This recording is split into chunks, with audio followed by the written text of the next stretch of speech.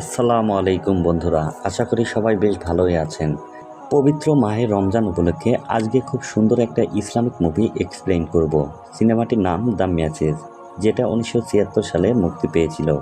সিনেমাটিতে আমাদের প্রাণপ্রিয় মহানবী হযরত মুহাম্মদ সাল্লাল্লাহু আলাইহি ওয়াসাল্লামের নবুয়ত প্রাপ্তির সময় থেকে শুরু করে কিভাবে ইসলাম প্রতিষ্ঠা করা হয়েছিল সেই ঘটনা তুলে ধরা হয়েছে।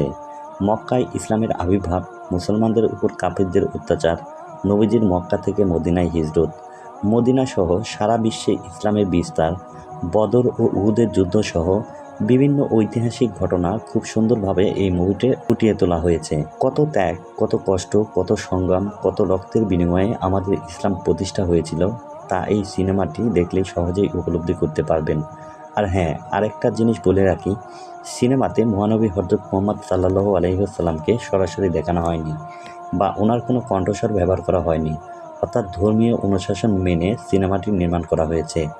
তো আসুন আর কথা না বাড়িয়ে ঘটনাগুলো দেখে নিই। সময়টা তখন 610 খ্রিস্টাব্দ, মহানবী হযরত মুহাম্মদ সাল্লাল্লাহু আলাইহি ওয়াসাল্লামের নবুয়ত প্রাপ্তির সময়। সাহাবীদের দেখা যায় তারা বিভিন্ন অঞ্চলের বাচ্চাদের কাছে নবীজির পক্ষ থেকে ইসলামের বাণী নিয়ে যাচ্ছিল, কিন্তু বাচ্চারা একজন মেষপালকের কথায় ইসলাম ধর্ম গ্রহণ করতে রাজি ছিল না। এছাড়া তখন সময়টা ছিল অন্ধকারে আচ্ছন্ন। সবাই মূর্তি পূজা থেকে শুরু করে এমন কোনো শিরক নেই যা তারা করত না। পরের দৃশ্যে দেখা যায় দূর দূরান্ত থেকে বিভিন্ন সম্প্রদায় কাবা ঘরে মূর্তি স্থাপনের জন্য আসছিল। মক্কায় এ সময় ছিল একটি বাণিজ্য নগরী। যাদের ধন সম্পদ বেশি তাদেরকে দেবতা বলে মনে করা হতো এবং মহামেলার সময়ে তাদের মূর্তি কাবা ঘরে স্থাপন করা হতো। ইব্রাহিম আলাইহিস সালামের স্থাপন করা পবিত্র কাবা শরীফ মূর্তি আর দেবতার আশ্রমে পরিণত হয়।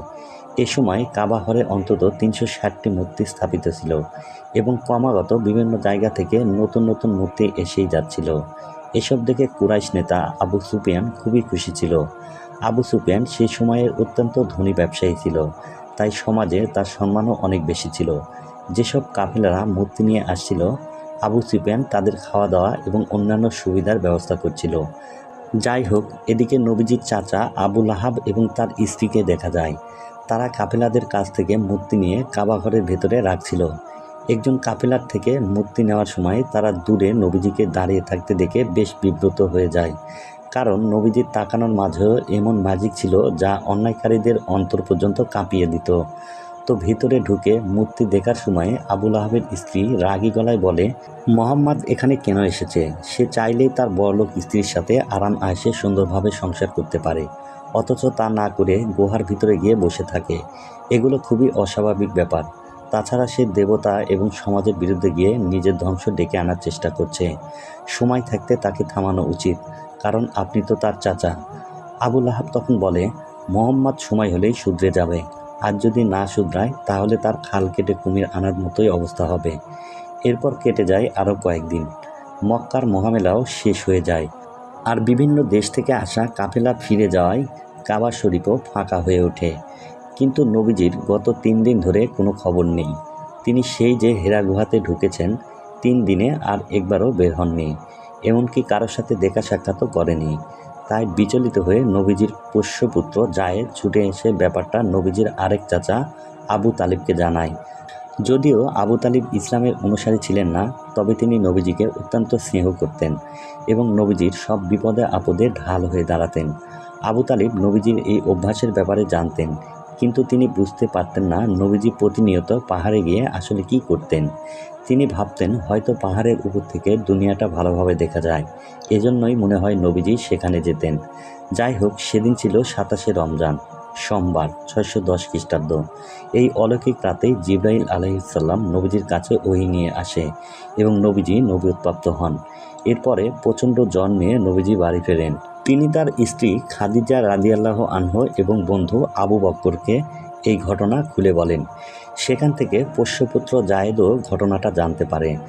নবীজির সাহাবীরা উদ্বিগ্ন হয়ে বাড়ির সামনে অবস্থান করছিল।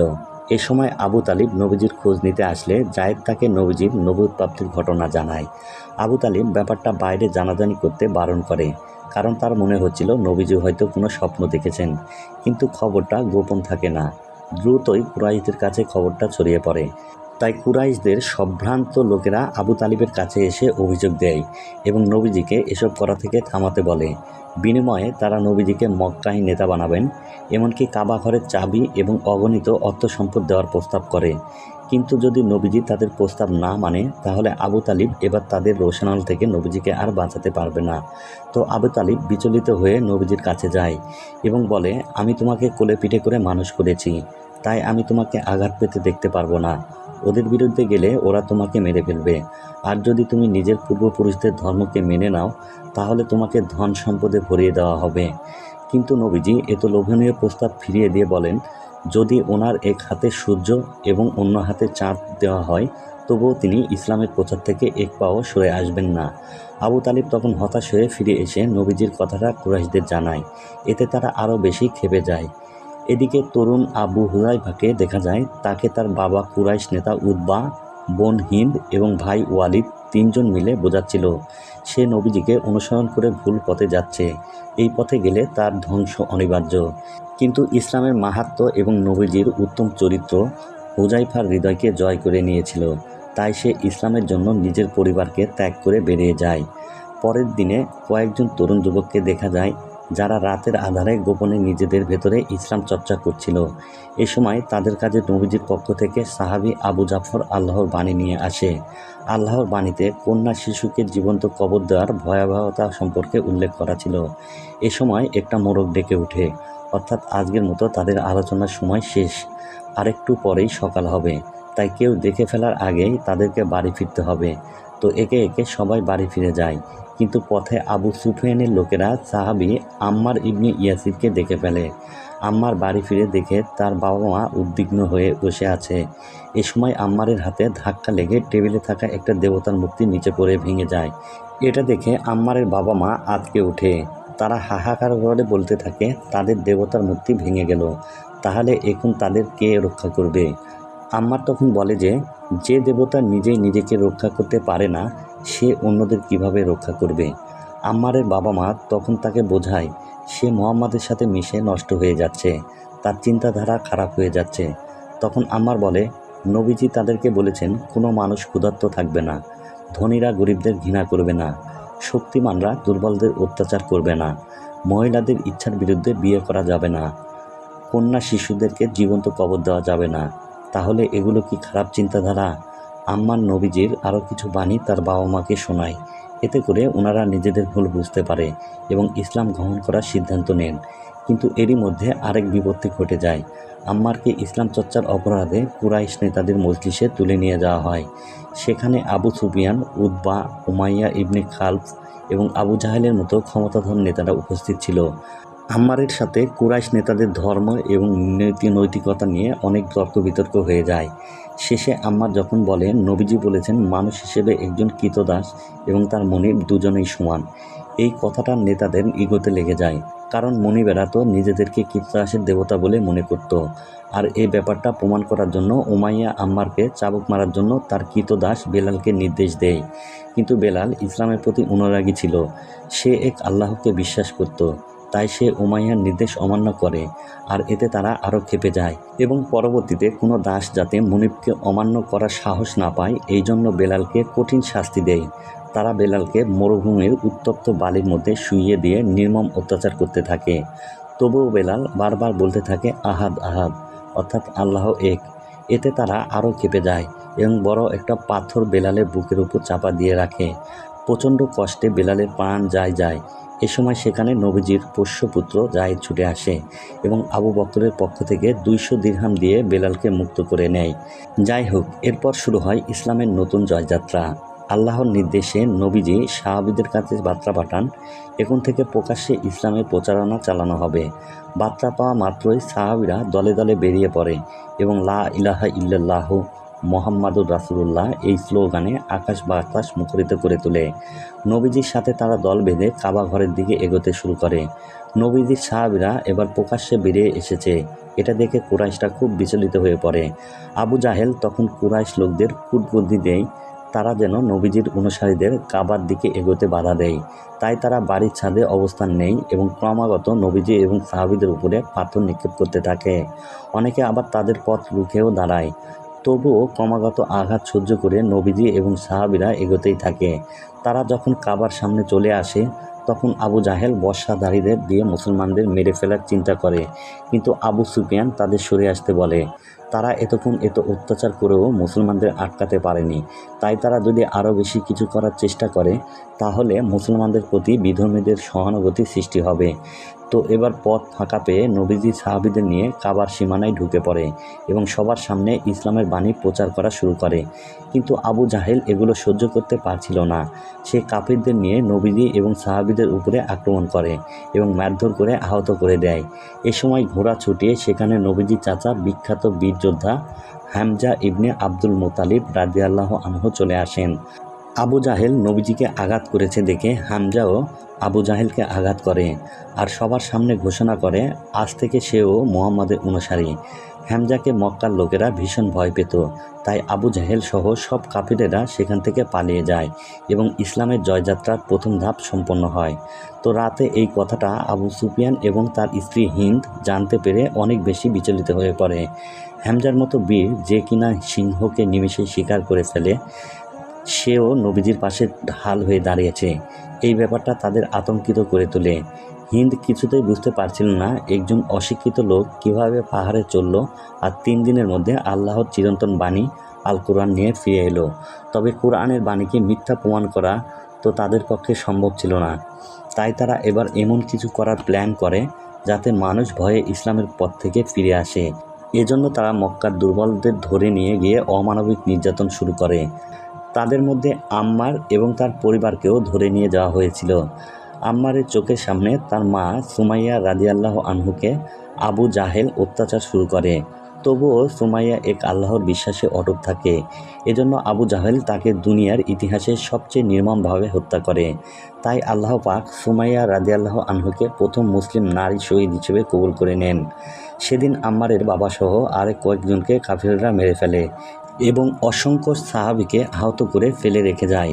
খবর পেয়ে হামজা নবীজির সাহাবীদের নিয়ে সেখানে যায় এবং বেঁচে থাকা মুসলমানদের উদ্ধার করে। নবীজি বুঝতে পারেন কাফেররা সব সাহাবীদের মেরে ফেলবে, তাই তিনি সবাইকে মক্কা ত্যাগ করে আবিসিনিয়ায় চলে যাওয়ার নির্দেশ দেন।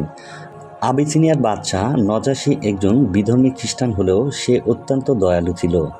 তার দেশে কেউ নির্যাতিত হতো না। তাই সাহাবীরা নবীজির নির্দেশ মতো উত্তপ্ত মরুভূমি এবং কাফেরদের নজরদারি উপেক্ষা করে আবিসিনিয়ার উদ্দেশ্যে যাত্রা শুরু করে। তবে এই কথাটা আবু সুফিয়ানের কানে পৌঁছালে সে বেশ ঘাবড়ে যায়, কারণ মক্কার ভেতরের ঘটনা বাইরে প্রকাশ পেয়ে গেলে ব্যবসায়িক দিক থেকে তারা ক্ষতিগ্রস্ত হবে। তাই সাহাবীদের ফিরিয়ে আনতে সে তার একজন পার্টনার ওমরকে আবিসিনিয়ার বাদশাহ নজাশীর কাছে পাঠিয়ে দেয়। ওমর গিয়ে নজাশীকে বোঝায় তাদের কয়েকজন দাস বিদ্রোহ করে আবিসিনিয়াতে অবস্থান নিয়েছে, তাই সে সেই সকল দাসদের ফিরিয়ে নিয়ে যেতে চায়। কিন্তু নজাশী আগে নবীজির সাহাবীদের মুখে তাদের বক্তব্য শুনতে চাইছিল। এজন্য সাহাবীদের রাজদরবারে আনা হয়, তাদেরকে ইসলাম ধর্মের ব্যাপারে জিজ্ঞেস করে এবং মুহাম্মদ সাল্লাল্লাহু আলাইহি ওয়াসাল্লাম যে আসলেই আল্লাহর প্রেরিত রাসূল সেটার প্রমাণ দিতে বলে। সাহাবীরা তখন কোরআনের আলোকেই ইসলামের মহত্ব বর্ণনা শুরু করে। কোরআনে যে ইব্রাহিম আলাইহিসসালাম, মুসা আলাইহিসসালাম এবং ঈসা আলাইহিসসালামের কথা উল্লেখ আছে সেটাও বলে। খ্রিস্টানদের প্রভু ঈসার কথা উল্লেখ আছে শুনে নজাশী জিজ্ঞেস করে ঈসার ব্যাপারে তাদের কোরআনে কি বলা আছে। তখন সাহাবীরা ঈসা আলাইহিসসালামের জন্মের ঘটনা খুলে বলে। সব শুনে নজাশীর চোখে অশ্রু চলে আসে।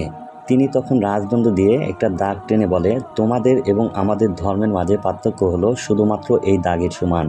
আমাদের প্রভু ঈসা যা বলে গিয়েছেন মুহাম্মাদও তাই বলছেন, তাই মুহাম্মাদ অবশ্যই সঠিক। তো নজাশী সাহাবীদের উপরে খুশি হয়ে তাদের যতদিন ইচ্ছা আবিসিনিয়ায় থাকার অনুমতি দেয় এবং তাদের প্রোটেকশনেরও ব্যবস্থা করে। আর ওমর মক্কায় ফিরে এসে আবু সুফিয়ানকে এসব জানালে সে ক্রোধে ফেটে পড়ে। এদিকে নবীজি এবার বিধর্মীদের সমর্থন পেতে শুরু করেছে, আর এই ব্যাপারটাকে কুরাইশরা অ্যালার্মিং হিসেবে দেখছিল। তাই কুরাইশ নেতারা এবার সব মুসলমান এক ঘরে করে দেবার সিদ্ধান্ত নেয়। তারা মুসলমানদের ঘরবাড়ি ভেঙে তাদের উচ্ছেদ করে তাড়িয়ে দেয়। এজন্য নবীজি মুসলমানদের নিয়ে পর্বতে গিয়ে আশ্রয় নেন। এমনকি পরবর্তী 3 বছর তারা এভাবেই ক্ষুধা, তৃষ্ণা আর গরমের অসহনীয় কষ্ট সহ্য করে কাটিয়ে দেন। এরই মধ্যে নবীজির জীবনে সবচেয়ে করুণ সময় চলে আসে। ওনার প্রিয়তমা স্ত্রী খাদিজা ইন্তিকাল করেন। এমনকি সেই শোক কাটতে না কাটতেই ওনার প্রিয় চাচা আবু তালিবও ইন্তিকাল করেন। আবু তালিব মৃত্যুর শেষ মুহূর্ত পর্যন্ত নবীজি এবং মক্কাবাসীদের মধ্যে বিরোধের সমাধান করার চেষ্টা করছিলেন, কিন্তু সেটা তো আর সম্ভব হয়নি। যাই হোক, আবু তালিবের মৃত্যুর পরে নবীজি ওনার শেষ আশ্রয়টুকু হারিয়ে ফেলেন। মক্কা তার জন্য অনিরাপদ হয়ে পড়ে। তাই তিনি পালকপুত্র জায়েদকে নিয়ে পাহাড়ের পাদদেশে তায়েফ নগরীতে আশ্রয় নেন। কিন্তু সেখানকার মানুষেরা ওনাকে গ্রহণ করে না। তারা ছোট বাচ্চাদের লেলিয়ে দেয় এবং বাচ্চারা পাথর মারতে মারতে নবীজি এবং জায়েদকে এলাকা ছাড়া করে। নবীজি এই দিনটাকে ওনার জীবনের সবচেয়ে কষ্টের দিন হিসেবে অভিহিত করেছিলেন। তবে এরই মধ্যে একটা আশার আলো দেখা যায়। গোত্র যুদ্ধে জর্জরিত আনসার গোত্রের কিছু সম্ভ্রান্ত লোক মদিনা থেকে আকাবা পাহাড়ে এসে নবীজির সাথে দেখা করে। মদিনার দুই প্রধান আরব গোত্র আউস ও খাজরাজ দীর্ঘদিন ধরে আভ্যন্তরীণ দ্বন্দ্বে জড়িত ছিল। তাই তারা নবীজির মধ্যস্থতায় এই গোত্র যুদ্ধের অবসান ঘটাতে চাইছিল। বিনিময়ে তারা ইসলাম গ্রহণ করতে সম্মত হয়। এমনকি তারা সেই দিনই কালিমা পড়ে ইসলাম গ্রহণ করে এবং নবীজির অনুসারীদের নিয়ে মদিনা অভিমুখে যাত্রা শুরু করে। আর এটাই ছিল সেই ঐতিহাসিক মক্কা হতে মদিনায় হিজরত। প্রায় ৭০ জন সাহাবী ছোট ছোট দলে বিভক্ত হয়ে প্রায় ২৫০ মাইল পথ পাড়ি দিয়ে মদিনায় চলে যায়। আর এই জন্য তারা এই দিনটিকে স্মরণীয় রাখতে এই দিন থেকে হিজরি সন গণনা শুরু করে। তবে নবীজি কিন্তু তখনও এত বিপদের মধ্যেও মক্কা থেকে যান, যাতে ওনার সাহাবীরা নিরাপদে মদিনায় পৌঁছাতে পারে। কিছুদিনের মধ্যে এই খবরটাও আবু সুফিয়ানের কানে পৌঁছে যায়। সে মদিনার বর্ণনাদি গোত্রের প্রধান হুয়াই ইবনে আখতাবকে ডেকে আনে। এরপরে আবু সুফিয়ান, হিন্দা, আবু জাহেল, উমাইয়া এবং হুয়াই মিলে নবীজিকে হত্যার পরিকল্পনা করে। আবু জাহেল মক্কার ৭টা আলাদা গোত্র থেকে ৭ জন যুবককে নিয়ে এসে তাদেরকে দিয়ে নবীজিকে হত্যার প্র্যাকটিস করায়। তারা সব গোত্র থেকে একজনকে নিয়েছিল, যাতে নবীজিকে হত্যার দায় সবার উপরে সমানভাবে পড়ে। যাই হোক, একদিন রাতে তারা অ্যাকশনে নেমে যায় এবং নবীজিকে হত্যা করতে ওনার বাড়িতে ঢোকে। কিন্তু মহান আল্লাহ তো উত্তম পরিকল্পনাকারী।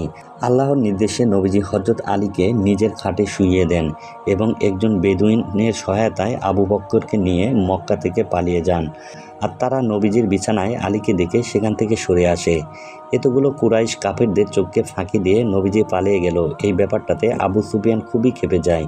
সে ঘোষণা দেয়, নবীজি, আবু বকর এবং তার সাহায্যকারী বেদুইনকে জীবিত অথবা মৃত অবস্থায় যে ধরে নিয়ে আসতে পারবে তাকে সে ১০০টা উট পুরস্কার দেবে। পুরস্কারের কথা শুনে দলে দলে কুরাইশরা চারিদিক ছড়িয়ে পড়ে। কুরাইশদের মধ্যে একজন পথ প্রদর্শক ছিল, যার নাম কুরাইশ ইবনে কুলসুম।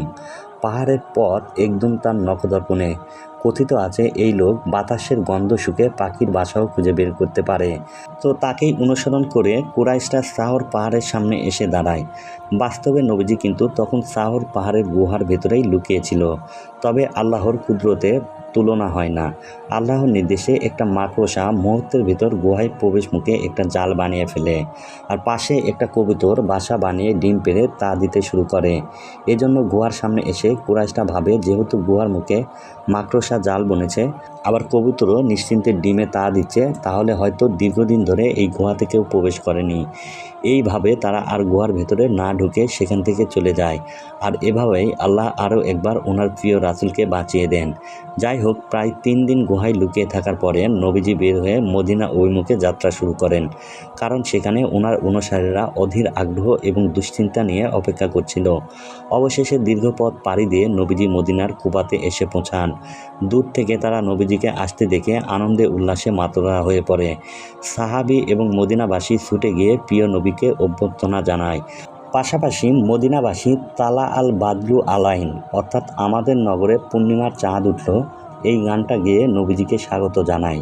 এদের মধ্যে ভালো মানুষের ছদ্মবেশে হুয়াই ইবনে আখতাবও ছিল।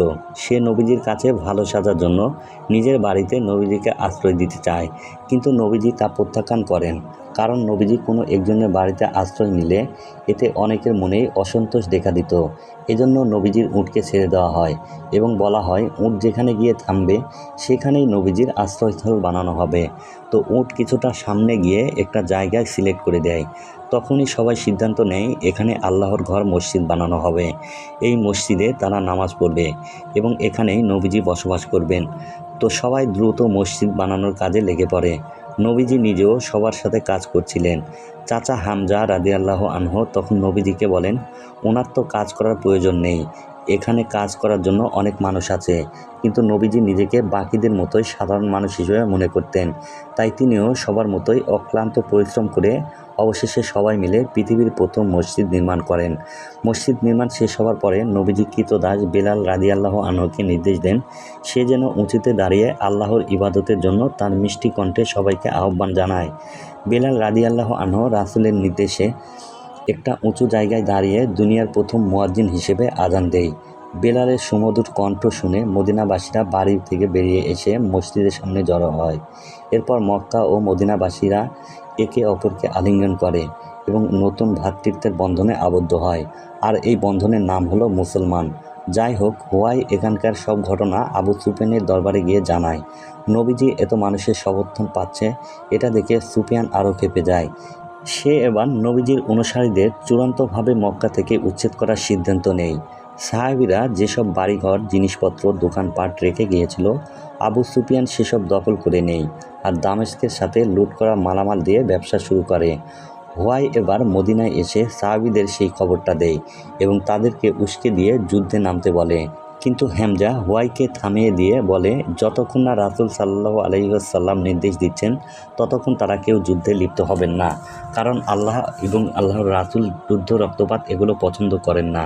কিন্তু কিছুদিনের ভেতর পরিস্থিতি এতটাই খারাপ হয়ে উঠেছে যে আল্লাহ নবীজিকে যুদ্ধের পথ বেছে নিতে নির্দেশ দেন, কেননা এই মুহূর্তে নিজেদের আত্মরক্ষার জন্য যুদ্ধ ছাড়া আর কোনো উপায় ছিল না।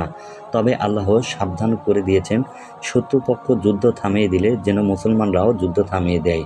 নবীজি আল্লাহর নির্দেশ মুসলমানদের জানিয়ে দিতেই তারা যুদ্ধের জন্য বেরিয়ে পড়ে। প্রায় ৩০০ শতাধিক যোদ্ধা, ৭০টা উট এবং ২টো ঘোড়া নিয়ে তারা বদরের ময়দানের দিকে এগিয়ে যায়। তবে যুদ্ধের আগে নবীজির নির্দেশে বেলাল রাদিয়াল্লাহু আনহু সবাইকে যুদ্ধের রুলসগুলো বলে দেয়। যেমন তারা সাধারণ মানুষকে আঘাত করবে না, কোনো অসহায় মানুষ বিশেষ করে মহিলা, ছোট বাচ্চা এবং বৃদ্ধদেরকে আঘাত করবে না, শুধুমাত্র তাদেরকেই আঘাত করবে যারা মুসলমানদেরকে মারতে আসবে। এদিকে কুরাইশরা জেনে যায় নবীজি তাদের বিরুদ্ধে যুদ্ধ করার জন্য বদরের প্রান্তরে এগিয়ে আসছেন। তাই তারা মুসলিমদেরকে 2টো ঘোড়ার বিপরীতে 100 ঘোড়া এবং 70টা উটের বিপরীতে কয়েকশো উট এবং অন্তত 1000 খানিক যোদ্ধার বিশাল বহর নিয়ে বেরিয়ে পড়ে। কুরাইশ নেতা উতবার ছেলে ওয়ালিদ যুদ্ধের খবর দেওয়ার জন্য আবু সুফিয়ানের কাছে যায়, কিন্তু আবু সুফিয়ান কুরাইশদের সাথে বেইমানি করে যুদ্ধে যোগ না দিয়ে ব্যবসায়িক কাজে পশ্চিমের দিকে বেরিয়ে যায়। আসলে ব্যবসার অজুহাতে নবীজির রোশনাল থেকে বাঁচতে দূরে পালানোই তার মূল উদ্দেশ্য ছিল।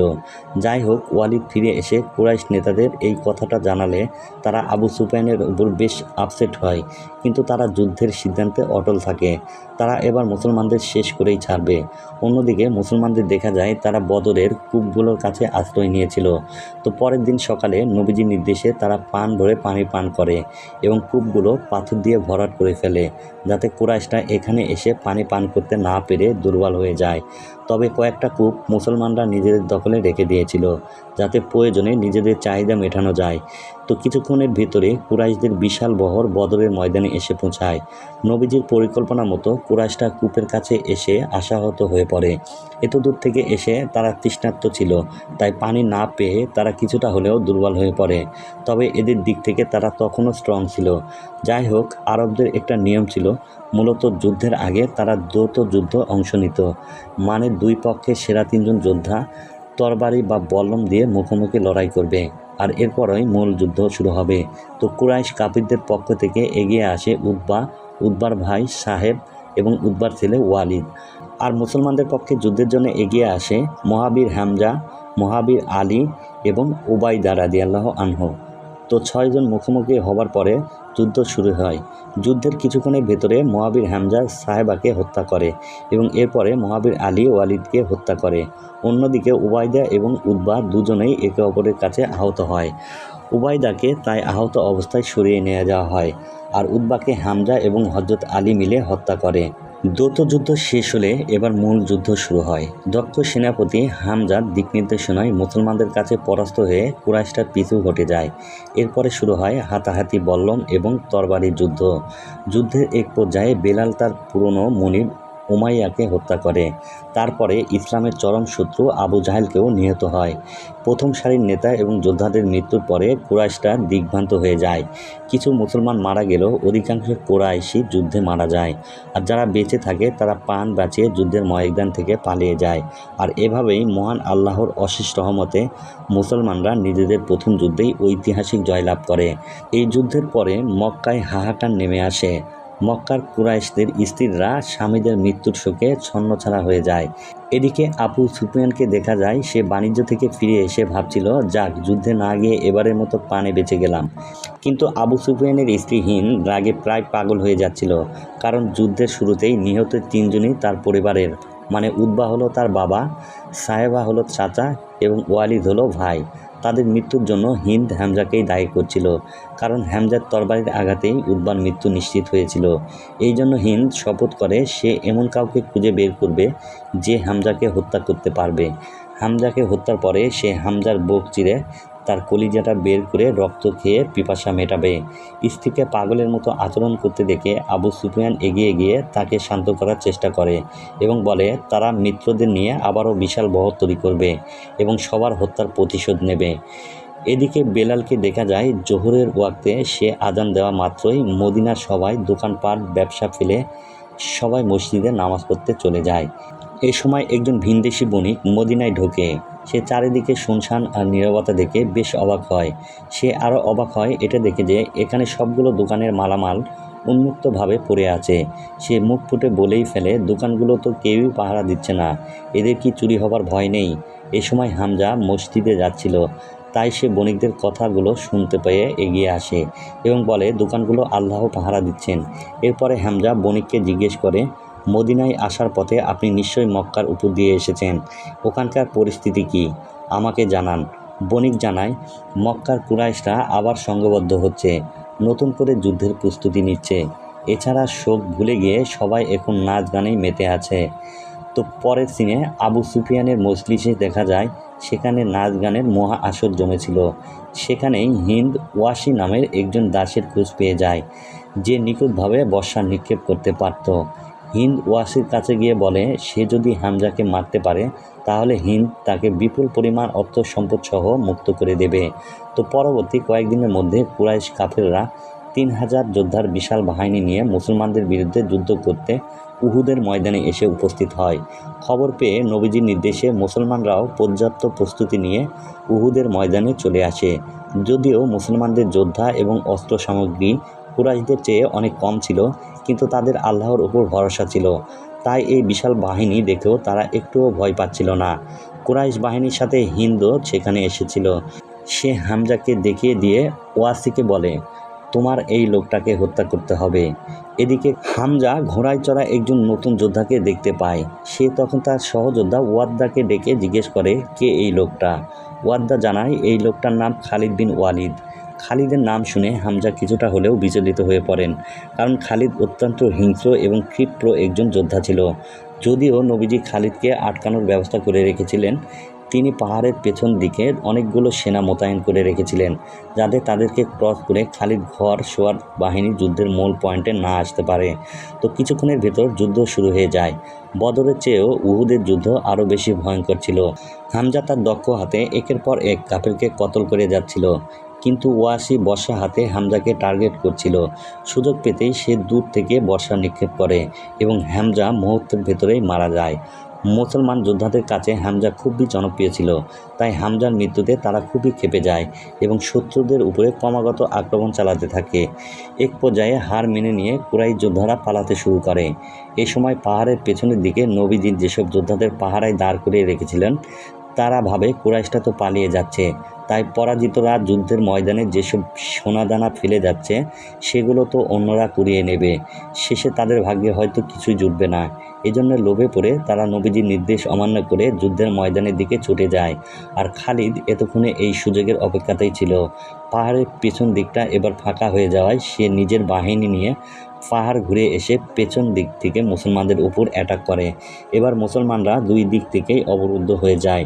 নবীজির কথাটাকে অমান্য করায় প্রায় জিতে যাওয়া যুদ্ধটা তারা নির্মমভাবে হেরে যায়। অধিকাংশ মুসলমান যুদ্ধের ময়দানেই শহীদ হয়, বাকিরা পালিয়ে পাহাড়ের উপরে আশ্রয় নেয়। এবার যুদ্ধে জিতে আনন্দের সাথে কুরাইশরা ফিরে যায়। তবে হিন্দ ওয়াসিকে নিয়ে অসংখ্য লাশের ভিতর থেকে হামজার লাশটা খুঁজে বের করে। সে মৃত হামজাকে অনেক তাচ্ছিল্য করে। এরপরে হামজার বুক চিরে কলিজাটা বের করে। সত্যিই হামজার রক্তপান করে নিজের পরিবারের হত্যার প্রতিশোধ নেয়। যাই হোক, যুদ্ধে হেরে মদিনায় ফিরে আসার পরেও মুসলমানরা নিজেদের মনোবল হারায় না। তারা এটাকে আল্লাহর পরীক্ষা হিসেবে ধরে নিচ্ছিল। নবীজির নির্দেশে মুসলমানরা সিদ্ধান্ত নেয় এবার তারা মক্কায় হজ করতে যাবে। এজন্য হজের মৌসুমে নবীজি সম্পূর্ণ নিরস্ত্রভাবে মুসলমানদের নিয়ে মক্কা অভিমুখে এগোতে শুরু করে। পথে ক্লান্ত হয়ে তারা এক জায়গায় বিশ্রাম নিতে বসে, কিন্তু তখনই খালিদের ঘোড়সওয়ার বাহিনী এসে চারিদিক থেকে ঘিরে ধরে। খালিদ ঘোড়া ছুটিয়ে তাদের সামনে চলে আসে। বেলাল উঠে তখন খালিদের সামনে এসে দাঁড়ায় এবং আসসালামু আলাইকুম বলে সালাম দেয়। খালিদ ঘোড়া নাচিয়ে বেলালকে আক্রমণ করার ভয় দেখায়, কিন্তু বেলালের ভেতরে ভয়ের ছিটেফোঁটাও দেখা যাচ্ছিল না। খালিদ মুসলমানদের চোখের দিকে তাকিয়ে বুঝতে পারে তারা বাহিনীর কাছে থাকা যে কোনো অস্ত্রের চেয়েও এদের চোখের দৃষ্টি আরও বেশি ধারালো। এছাড়া নিরস্ত্র মানুষের উপরে খালিদ আক্রমণ করতে চাইছিল না, তাই সে নিজের বাহিনী নিয়ে ফিরে যায়। নবীজি মুসলমানদের নিয়ে সেখানেই তাঁবু গাড়েন। রাতে কুরাইশদের পক্ষ থেকে চুক্তির অফার নিয়ে সোহাইল নামের একজন আসে। কুরাইশরা মুসলমানদের সাথে আগামী 10 বছরের জন্য যুদ্ধবিরতি দিয়ে শান্তির প্রস্তাব রাখে। চুক্তি অনুযায়ী আগামী 10 বছর দুই পক্ষের কেউ কারো উপরে আক্রমণ করবে না। এই চুক্তির মাধ্যমে মুসলমানরা খুব আনন্দিত হয়। নবীজি এই সুযোগে ইসলামের মাহাত্ম্য সারা বিশ্বে ছড়িয়ে দেবার চিন্তা করেন। দূতের মাধ্যমে নবীজির ইসলামের দাওয়াত বিভিন্ন রাজ্যের রাজা বাদশাদের কাছে পৌঁছে যেতে থাকে। সাহাবীরাও আরবের সাধারণ মানুষের কাছে গিয়ে ইসলামের এর মাহাত্ম্য বর্ণনা করতে থাকে। এভাবেই ইসলাম ধর্মাবলম্বীদের সংখ্যা দিনকে দিন বাড়তেই থাকে। দূর থেকে খালিদ সাহাবীদের উপরে নজর রাখছিল। ইসলামের বাণীগুলো শুনে সে এতটাই মুগ্ধ হয়ে যায়, সে একদিন সোজা মসজিদে এসে নবীজির সামনে হাঁটু গেড়ে বসে পড়ে। এরপর সে কালিমা পড়ে ইসলাম গ্রহণ করে এবং এতদিন ইসলামের বিপক্ষে থাকার কারণে ক্ষমা চায়। সে তার শরীরে থাকা সোনার অলঙ্কারগুলো আল্লাহর রাস্তায় দান করে দেয়। এরপর তার তরবারি বের করে বলে, এই তরবারি দিয়ে সে অনেক মুসলমানকে হত্যা করেছে, কিন্তু আজকের পর থেকে এই তরবারি সে মুসলমানদের রক্ষা করার জন্য ব্যবহার করবে। তাই পরবর্তীতে যুদ্ধে অসামান্য কৃতিত্বের জন্য খালিদ বিন ওয়ালিদ সাইফুল্লাহ বা আল্লাহর তরবারি উপাধি লাভ করেন। যাই হোক, এভাবে কেটে যায় আরও 3 বছর। ইসলামের মাহাত্ম্য ততদিনে সারা বিশ্বে ছড়িয়ে পড়েছিল। এত অল্প সময়ে মানুষ ইসলামকে এতটা আপন করে নেবে সেটা তাদের ধারণারও বাইরে ছিল। কিন্তু এরই মধ্যে আরেকটা ন্যক্কারজনক ঘটনা ঘটে যায়। এক রাতে কয়েকজন সাহাবী বসে ইসলামী আলোচনা করছে। হঠাৎ আবু সুফিয়ান চুক্তি ভঙ্গ করে তার লোকজনদের নিয়ে সেই সাহাবীদের উপরে আক্রমণ করে এবং তাদের মেরে ফেলে। এই ঘটনার পরে আবু সুফিয়ান সবার ঘৃণার পাত্রে পরিণত হয়। এই জন্য একদিন আবু সুফিয়ান মদিনায় আসে শান্তি চুক্তি আবার রিনিউ করার প্রস্তাব নিয়ে। তবে প্রতিটা মানুষ আবু সুফিয়ানের দিক থেকে মুখ ফিরিয়ে নেয়। আবু সুফিয়ান এবার সরাসরি নবীজির কাছে চলে যায় এবং অনুনয় বিনয় করতে থাকে, কিন্তু নবীজি নিজেও এবার ঘেন্নায় আবু সুফিয়ানের দিক থেকে মুখ ফিরিয়ে নেয় এবং সেখান থেকে উঠে চলে যান। আবু সুফিয়ান এবার সম্পূর্ণ হতাশ হয়ে পড়ে। সে আপন মনেই বলতে থাকে, আমি এবার হেরে গেলাম সামান্য একজন মেষপালকের কাছে, আমি সম্পূর্ণভাবে হেরে গেলাম। তখন পাশ থেকে খালিদ বলে ওঠে, এই মেষপালকের ধর্মই কিন্তু এখন সারা বিশ্বে চর্চা হচ্ছে। তাই তুমি মক্কায় ফিরে যাও এবং সবাইকে জানাও তোমাদের এই মাটির তৈরি দেবতারা মরে গিয়েছে আর ইসলামের জয় হয়েছে। আবু সুফিয়ান তখন মাথা হেট করে মদিনা থেকে বেরিয়ে যায় মক্কায়। আবু সুফিয়ানের জন্য তার স্ত্রী হিন্দ এবং তাদের অনুসারীরা অপেক্ষা করছিল। আবু সুফিয়ানের পরাজিত মুখ দেখে হিন্দ আক্রোশে ফেটে পড়ে। সে নিজের স্বামীকে কাপুরুষ বলে গালি পর্যন্ত দেয়। যাই হোক, এদিকে ততদিনে বিভিন্ন গোত্রের অসংখ্য মানুষ ইসলাম গ্রহণ করে। ফলে নবীজির সাথে ছিল 10,000 যোদ্ধার বিশাল এক বাহিনী। নবীজি এই বিশাল বাহিনী নিয়ে মক্কা অভিমুখে যাত্রা শুরু করে। মুসলমানেরা যখন মক্কা বিজয়ের দ্বার প্রান্তে, তখন আবু সুফিয়ান এবং হিন্দ বুঝতে পারে তাদের চূড়ান্ত পরাজয় ঘটে গিয়েছে। এক রাতে মক্কার কাছাকাছি এক জায়গায় নবীজি মুসলমানদের নিয়ে রাত কাটানোর জন্য তাঁবু খাটায়। দূর থেকে আবু সুফিয়ান এবং হিন্দ তাঁবুর মশালগুলো দেখছিল। আবু সুফিয়ান বুঝতে পারে সে যদি বেঁচে থাকতে চায় তাহলে তার একটাই পথ খোলা আছে, তাকে মুসলমানদের হাতে মক্কা ছেড়ে দিতে হবে এবং আল্লাহর আনুগত্য স্বীকার করতে হবে। এই জন্য সারা জীবনের অহংকার, গাম্ভীর্য এবং ইগোকে ধূলিসাৎ করে দিয়ে সে তাঁবুতে গিয়ে নবীজির সামনে উপস্থিত হয়। এরপরে মাথা নত করে বলে, আমি স্বীকার করছি আল্লাহ ছাড়া আর কোনো ইলাহ নেই, আর আপনি আল্লাহর প্রেরিত রসুল। নিজের আনুগত্য স্বীকার করে আবু সুফিয়ান বেরিয়ে যায়। পরের দিন নবীজি মুসলমানদের নিয়ে মক্কার সীমানায় প্রবেশ করেন। যেসব সাহাবীরা নির্যাতনের শিকার হয়ে মক্কা থেকে চলে যেতে বাধ্য হয়েছিল, মক্কার মাটিতে পা রেখেই আনন্দে তাদের চোখে পানি চলে আসে। প্রিয় মাতৃভূমির স্পর্শ পেয়ে তাদের হৃদয়টা ভরে ওঠে। অনেকগুলো বছর পরে তারা আবারও পরিবারের সাথে মিলিত হয়। এদিকে মুহাম্মদ আসছে শুনে মক্কার বিধর্মীদের ভেতরে আতঙ্কের সৃষ্টি হয়ে যায়। নারী পুরুষ সবাই ভয়ে তড়িঘড়ি করে নিজেদের ঘরে ঢুকে দরজা বন্ধ করে দেয়। কিন্তু তারা তো তখনও আমাদের দয়াল নবীর চরিত্র সম্পর্কে জানত না। মক্কায় প্রবেশ করেই নবীজির নির্দেশে বেলাল ঘোষণা করে, মুসলমানরা এখানে কারো উপরে আক্রমণ করবে না, কারো ঘরের দরজায় আঘাত করবে না, ঘরে থাকা প্রতিটি মানুষ নিরাপদ থাকবে, এমনকি আবু সুফিয়ানের ঘরেও তারা নিরাপদ থাকবে। ঘর থেকে এগুলো শুনে হিন্দ আবু সুফিয়ানকে বলে, মুহাম্মদ তাহলে নিজের কথা রাখলো, সে কাউকেই আঘাত করেনি। আবু সুফিয়ান তখন বলে, মুহাম্মদ যুদ্ধ না, বরং মানুষের হৃদয় জয় করেছে, আর এটাকেই বলে স্থায়ী বিজয়। আবু সুফিয়ান এবং হিন্দ দুজনেই তখন নিজেদের অতীত পাপের জন্য অনুতপ্ত ছিল। তারা নিজেদের ভুল এখন হাড়ে হাড়ে উপলব্ধি করতে পারছিল। হিন্দ বলে সে বাইরে যেতে চায়। আবু সুফিয়ানও নিশ্চয়তা দিয়ে বলে তারা অবশ্যই বাইরে যাবে, কারণ মুসলমানদের কাছে তারা সম্পূর্ণ নিরাপদ। যাই হোক, নবীজি মক্কায় ঢুকে সোজা কাবা ঘরে চলে যান। তখনও কাবাকে কুলসিত মুক্ত করা বাকি ছিল, কারণ তখনও কাবা ঘরে অন্তত 360টা মূর্তি রাখা ছিল। তিনি নিজে লাঠি মোবারক দিয়ে মূর্তি ভাঙতে শুরু করেন।